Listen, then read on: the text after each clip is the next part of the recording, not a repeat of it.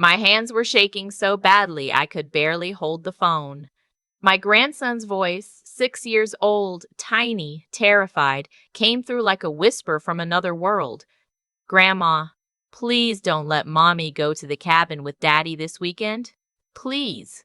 It was a Wednesday evening, late September, 27 years ago. I was 62, recently retired from 35 years of nursing at Baptist Memorial in Memphis. I thought I'd seen everything. I thought nothing could surprise me anymore. I was so wrong. Baby, what do you mean? I set down my reading glasses and muted the evening news.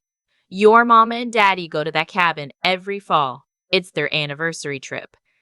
No, Grandma. His voice cracked, and I heard him cup the phone closer. I heard Daddy talking to somebody. He said the stairs. He said she won't get up this time. My blood went cold. Not a chill, not a tingle. Cold, like someone had replaced it with ice water. Noah, where are you right now? In my closet, with Daddy's other phone, the one he hides in the toolbox in the garage. My daughter Karen was 34. She'd married Greg Hollister 7 years ago, a financial advisor from a good Nashville family. Or so we all thought. Charming. Polished. The kind of man who remembers your birthday, pulls out your chair, looks you dead in the eye when he talks to you. My late husband Robert never trusted him. Said Greg smiled too much for a man with nothing to hide. I told Robert he was being paranoid. That was the first time I should have listened. Noah, sweetheart, can you tell me exactly what you heard? He was in the basement, on the phone. After Mommy went to sleep, he was quiet, but I was on the stairs getting my blanket from the dryer. He didn't know. His breathing was ragged. A child trying to be brave. He said the cabin stairs are steep enough. He said something about a policy. He said $2.5 million, and then he laughed. He laughed, Grandma. I closed my eyes. $2.5 million. My daughter's life reduced to a number. Then he said her name. Not Mommy's name. Another lady's name. Vanessa. He said after it's done, they'd wait 6 months and then move to Savannah. Start fresh? He said the boy would adjust. The boy? My grandson. Like he was a piece of furniture to relocate. Did you tell your mama? She won't believe me. She never believes bad things about Daddy. His voice broke into quiet sobs. That's why I'm calling you. You always believe me, Grandma. You promised. He was right. I had promised him that. 2 years ago, when Noah told me his father hit him for spilling juice and Karen said he was exaggerating, I was the one who believed him. When he said his father threw his drawings in the trash and called him soft, I believed him. Karen always made excuses. Greg stressed with work. Greg didn't mean it that way. Greg loves us, Mama. You just don't see it. I saw it just fine.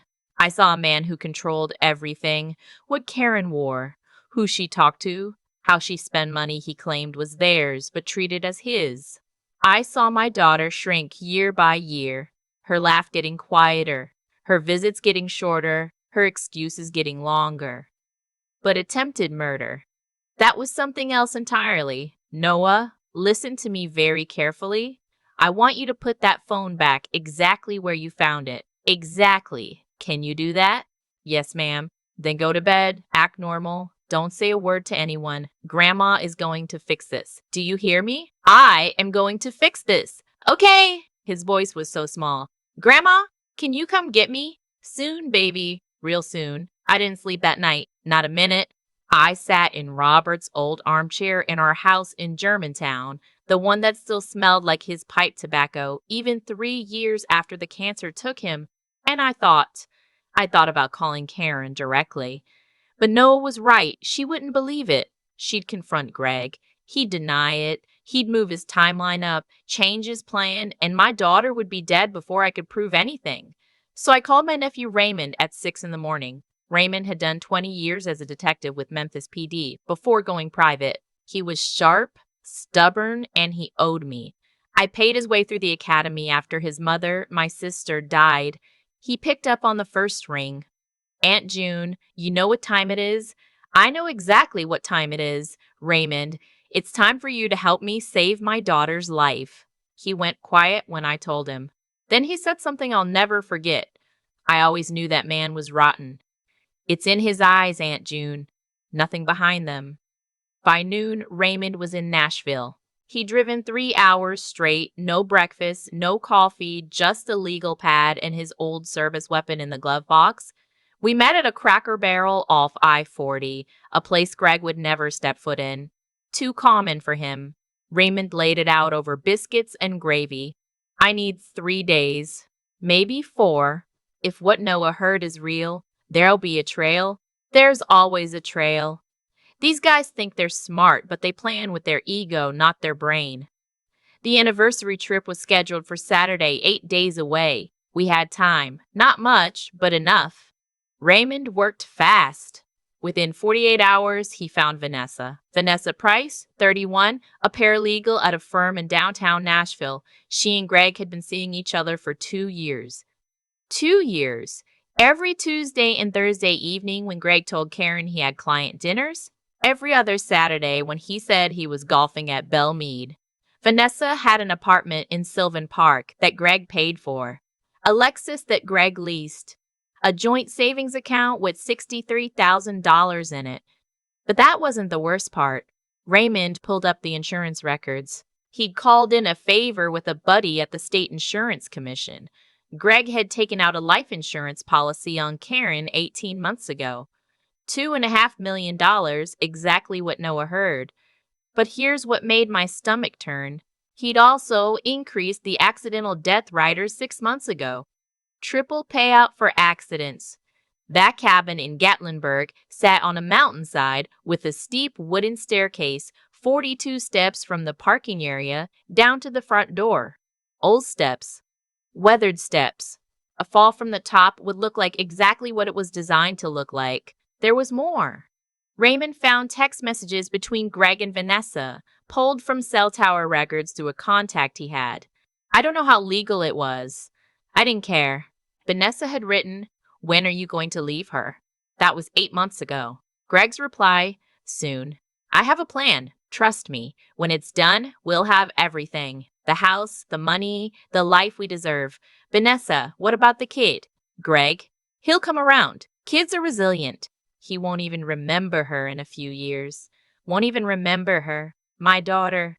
The woman who stayed up 3 nights straight when Noah had pneumonia at 18 months. Who worked part-time in a bookstore so she could walk him to school every morning. Who made his Halloween costumes by hand because she wanted them to be special. Would it remember her?" Raymond looked at me across the table, his coffee cold. "We've got enough to bring in the police. But if you want this airtight, if you want him to never see daylight again, we need him on tape. We need him to do it, or try." I knew what he was suggesting, and God forgive me, I agreed. We spent the next 4 days planning. Raymond called Detective Anita Morales with Nashville Metro PD. She was tough, careful, and she hated domestic violence cases that fell apart because of insufficient evidence. When she heard what we had, she was in. "We're going to wire the cabin," she said. "Cameras on every angle of those stairs. Audio in every room. We'll have officers positioned in the tree line and one team at the base of the mountain road. He won't get out." "But we need Karen out of that cabin," I said. "I'm not using my daughter as bait." Detective Morales nodded.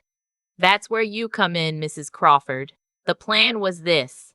Karen and Greg would drive to Gatlinburg on Saturday as scheduled.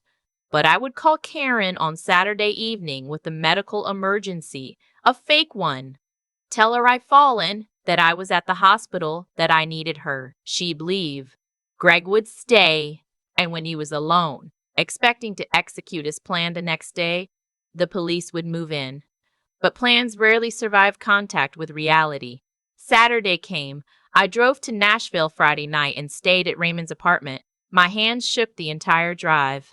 I kept seeing Noah's face, kept hearing his small voice from that closet. He was staying with Greg's mother for the weekend. Safe. For now. That morning, Karen called me. Her voice was bright, the way it always got when she was trying to convince herself she was happy. "Mama, we're heading to the cabin. Greg planned the whole thing. Flowers, wine, the works. He's been so sweet lately.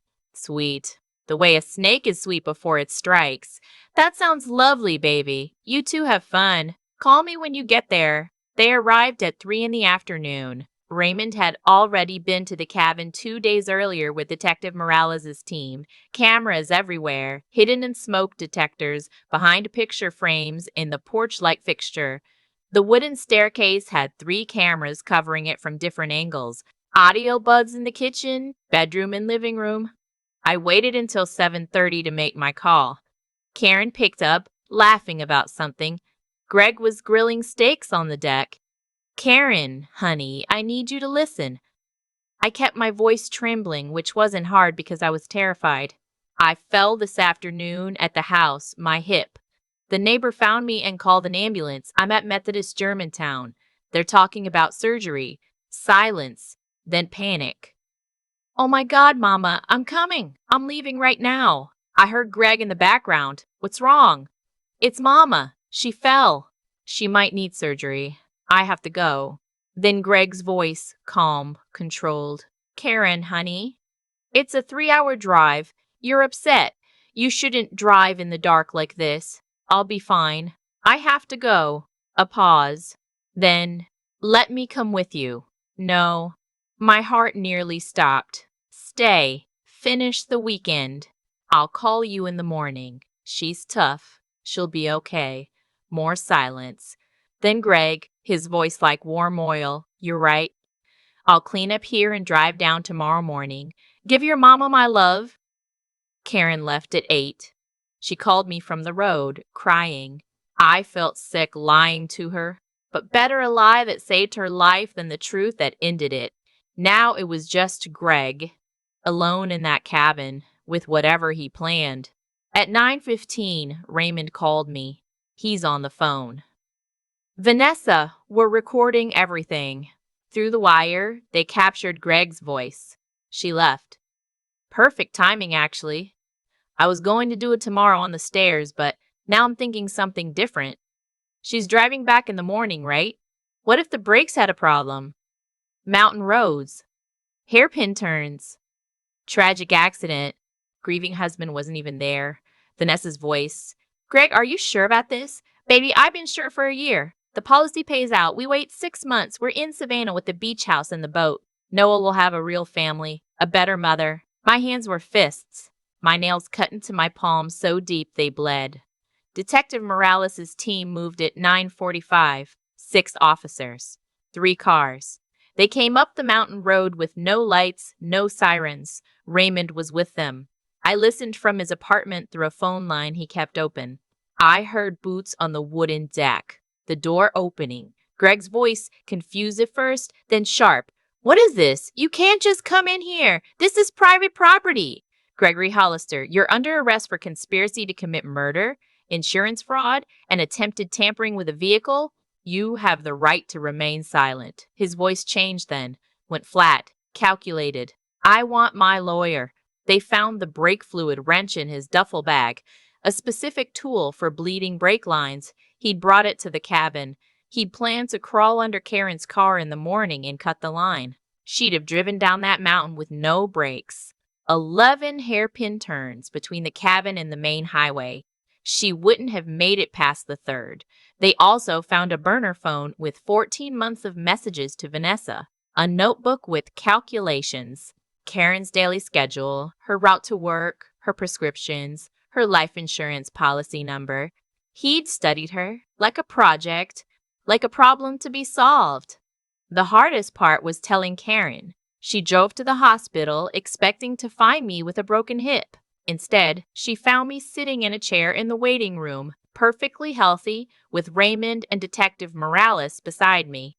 Her face went through 5 emotions in 10 seconds. Confusion, relief that I was okay, then suspicion, then fear, then something I can only describe as the moment a person's whole world caves in. Mama, what's going on? I took her hands. They were cold. Sit down, baby. I need to tell you something, and it's going to be the hardest thing you've ever heard. She sat. She listened. She didn't cry at first. That's what scared me. She just went very still, very quiet, like her body was processing something her mind couldn't accept. When Raymond played the recording of Greg on the phone with Vanessa, talking about brakes and mountain roads and a better mother for Noah, Karen stood up, walked to the bathroom, and threw up. When she came back, her eyes were red but dry. She looked at me and said one sentence. Noah tried to tell me, and I didn't listen. That nearly broke me because she was right, and I knew the guilt of that would follow her for years. The trial lasted 6 months. Greg's defense attorney, some high-priced suit from Atlanta, tried every angle. He claimed the recordings were illegal. The judge ruled them admissible. He claimed Greg was having a mental breakdown from work stress. The prosecution brought in Vanessa's testimony, the Savannah real estate listings Greg had bookmarked on his laptop, the joint bank account, the burner phone records. They brought in Noah. My 6-year-old grandson sat in that witness chair, wearing his Sunday shirt, his legs not even reaching the floor, and told the court what he heard in the basement that night. His voice was steady, stronger than mine would have been. When the defense attorney tried to suggest he'd misunderstood, Noah looked him dead in the eye and said, I know what I heard. My daddy said the stairs. He said she won't get up. I know what those words mean. The courtroom went silent. The jury deliberated 5 hours. Guilty on all counts. Conspiracy to commit first-degree murder, insurance fraud. Bigamy wasn't charged since he and Vanessa weren't married, but the prosecution added wire fraud and identity theft for the financial schemes he'd been running under a false consulting business. 30 years, no parole for 20. Vanessa cooperated fully. She claimed she didn't know about the murder plan, and honestly, I believe her. She knew about Karen, knew Greg was married, but she thought he was going to file for divorce. When the police showed her the brake tool and the recordings, she collapsed. She testified against him and disappeared somewhere to the West Coast. I don't hold anger toward her. She was fooled by the same smile we all were. Karen and Noah moved in with me in Germantown for a year. Then she got a job with a publishing company in Chattanooga and they relocated. New city, new start, new name. She went back to her maiden name, Crawford, and Noah took it too. He never asked about his father, not once in all these years. Karen went to therapy for 3 years. She told me once, sitting on my back porch watching fireflies, that the hardest part wasn't knowing Greg wanted to kill her. The hardest part was realizing she'd made excuses for a dangerous man for 7 years while her son tried to warn her. You can't blame yourself for trusting your husband, I told her. I don't blame myself for trusting him, Mama. I blame myself for not trusting Noah. She never made that mistake again. From that day on, when Noah spoke, Karen listened, really listened. Not the half attention we give children when we think they're being dramatic or imagining things. Full, complete, serious listening. Noah is 33 now. He's a social worker in Knoxville, specializing in children from abusive homes. He tells me sometimes about the kids he works with, the ones who try to speak up and aren't heard. He says every time he sits across from a scared child, he thinks about that closet, that phone, that whispered call to his grandma. Karen remarried 12 years ago. A quiet man named Paul, who teaches history at a community college. He's not charming. He's not polished. He doesn't smile too much or say the perfect thing. But he shows up. Every morning, every evening, every school play, every Sunday dinner. He's real in a way Greg never was. Greg got out 4 years ago. Served 20 of his 30. He lives in some town in Oklahoma now. Registered, monitored, forbidden from contacting any of us. I got the victim notification letter. Opened it, read it, put it in the shredder. He doesn't deserve space in my filing cabinet, let alone my mind. Sometimes Noah's 2 daughters, my great-granddaughters, Emma and Claire, they come to visit me here in Germantown. They're 8 and 5. Emma, the older one, she draws constantly. Horses, houses, rainbows, her family. She drew me once with my garden hat and my reading glasses, and I cried because it reminded me of another drawing by another child, one that saved their mother's life. I keep that call with Noah in my memory like a scar. It healed, but I can always feel it. A 6-year-old boy hiding in his closet with a stolen phone, calling the only person he thought would believe him. What if I hadn't answered? What if I told him he was being silly? Go back to bed. Your daddy loves your mama. You just misunderstood? Karen would be dead, killed on a mountain road in the Smokies. Greg would have collected $2.5 million, moved to Savannah with Vanessa, and told Noah his mother died in a car accident, and my grandson would have grown up believing a lie, raised by the man who murdered his mother. I think about that every single day, not with fear anymore, with gratitude. Gratitude that a child had the courage to speak. Gratitude that I had the sense to listen. Gratitude that my stubborn nephew drove 3 hours on an empty stomach to help me catch a monster. Last Thanksgiving, we were all at Karen's house in Chattanooga. Karen and Paul, Noah and his wife Michelle, Emma and Claire running around the yard, me in my chair on the porch watching it all. Noah brought me a plate, kissed my forehead, and sat down beside me. Grandma, do you ever think about what would have happened? Every day, I said. But then I look at all this and I think about what did happen instead. He nodded. You know what I tell the kids I work with? The ones who are scared to speak up? What do you tell them? I tell them about my grandma, how she answered the phone at bedtime and believed a 6-year-old over a grown man, how she didn't wait until morning. Didn't tell me I was wrong. Just said, Grandma's gonna fix this. I reached for his hand. That was the only thing I could have said. It was the only thing I could have said. It was the only thing I needed to hear. We sat there a while, watching his daughters chase each other through the leaves.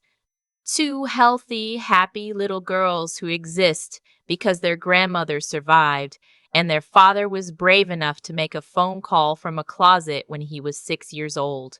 If you're listening to this and your gut is telling you something is wrong, listen to it. If your child, your grandchild, your niece, your nephew comes to you with something that sounds impossible, something about someone you love and trust, don't dismiss it.